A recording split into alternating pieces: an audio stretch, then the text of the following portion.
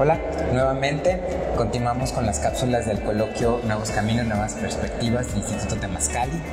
En este momento ahora estamos con la doctora Yolanda Pica, una gran amiga, que estoy muy contento de que esté acompañándonos, una líder de opinión nacional, psiquiatra, terapeuta, columnista de la parte cultural del periódico La Razón, y que vino a acompañarnos y exponernos las consecuencias que hay de no tratar el trastorno por déficit de atención en los adultos a través de la historia de un personaje, un actor americano.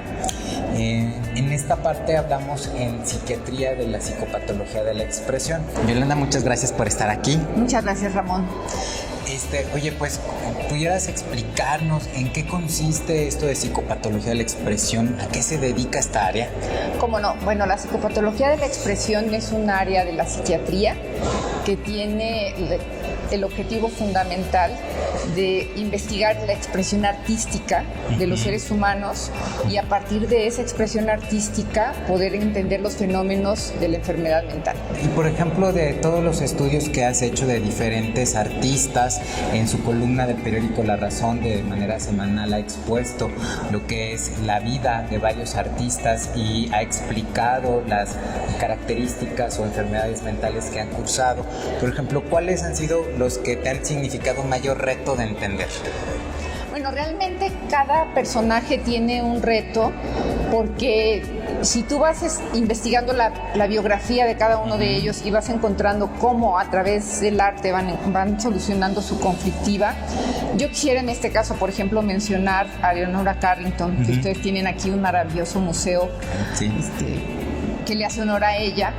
Por ejemplo, el caso de ella, pues es una niña que desde pequeña tuvo trastornos de conducta, que era una niña muy traviesa, que creció con una tradición celta porque tenía una nana irlandesa en un ambiente inglés muy rígido y que tuvo un gran brote psicótico en su juventud, a los 22 años. Y después de ese brote psicótico por el cual estuvo en un hospital psiquiátrico internada, después le dieron una cosa que se llamaban en ese tiempo choques de cardiazol, que era el tratamiento más agresivo que existía, que sería lo análogo a una terapia electroconvulsiva en este momento, y que finalmente ya logró recuperarse. La iban a mandar a Sudáfrica para un hospital psiquiátrico de toda la vida, cuando se escapa y entra en Portugal en la embajada de México en Portugal, y Renato Leduc, a quien ella ya conocía, la convierte en una refugiada, y desde ese momento México le abre las puertas. Después se casa con Renato Leduc, se van a vivir a Nueva York y de ahí vienen a México, donde se queda y pasa toda su vida. Y ella, si ustedes ven su obra, está llena de muchas figuras fantasiosas que expresan toda esta parte psicótica que ella conservó a lo largo de los años. En la primera parte de su enfermedad mental, ella expresó su enfermedad mental con alucinaciones, con ideas delirantes de persecución y demás. Y en la segunda parte logró un control de sus ideas delirantes y expresaba a través de todas estas figuras fantásticas que hay en su obra todo lo que había en su mente. Entonces es un caso muy exitoso de una persona que logró a través del arte curarse y manejar su locura. Eso es, por ejemplo, un caso interesante. Oye, ¿y alguno de los personajes que te haya sorprendido mucho? Yo creo que quien más me ha sorprendido desde que hice mi columna fue esta artista plástica francesa norteamericana que se llama Louis Bourgeois, que ya murió, pero Louis Bourgeois su obra es algo que verdaderamente te mueve mucho internamente porque está llena de escenas sexuales y de escenas en donde hay cuerpos mutilados. Ella es una mujer que vivió después de en la Primera Guerra Mundial, era niña y le tocó que a su papá lo mandaran al frente de guerra, ¿no? Y entonces su mamá, que era una mujer muy ansiosa, se la pasaba buscando a su esposo en donde estaban los muertos de la guerra. Entonces ella se quedó con esa imagen y después le tocó ver que su papá tenía relaciones sexuales con una niñera que vivía en la casa y ella los espiaba. Entonces ella quedó muy, muy lastimada de ver la traición a su mamá, la agresión de su papá, porque su papá después de la guerra sufrió de estrés postraumático, entonces rompía cosas en la casa, gritaba y demás.